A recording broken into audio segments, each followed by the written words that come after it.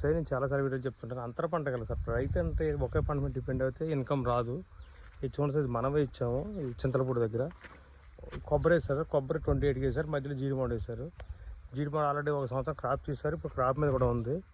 ఒకసారి చూడండి సార్. ఈ అంతర పంట వేయడం వల్ల కొబ్బరికి పెద్ద ఇబ్బంది ఏం కలదు. చూడండి, ఆకు కూడా దాని మీద పడింది. జనరల్ ఆకు కలవకూడదు అంటారు.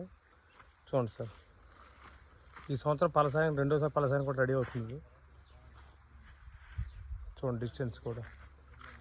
ఇంక ఈ రైతు మధ్యలో వేసాడు. నీరైతే ట్రయాంగిల్ సైజ్ చేశాను కానీ వాళ్ళు ట్రయాంగిల్ తెలియక ఇలా వేశారు. ట్రయాంగిల్ వేసుకుని ఇంకా మొక్క బాగుండేది. ఈ జీడిమాడు VRI 3AH వెరైటీ ఇచ్చాం సార్. ఇది విరుదాచలం వెరైటీ. కొబ్బరి వచ్చి రామగంగా ఇచ్చాం సార్. ఇది అంటే D/T అంటారు. ఇది ఈ సంవత్సరం కూడా మొదలైపోతుంది. చూడండి సార్, ఇది 3rd year రన్ అవుతుంది. ఇది చూడండి సార్, 3rd yearకి మొదలే విధంగా వచ్చిందో.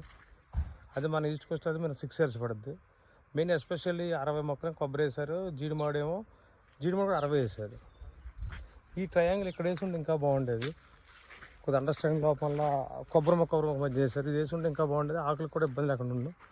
ఆకు కూడా చూడండి, 3 సంవత్సరాలు కూడా కొబ్బరి కలవదు సార్ రామగంగా వెరైటీలో. దాని స్పెషల్ ఇదే.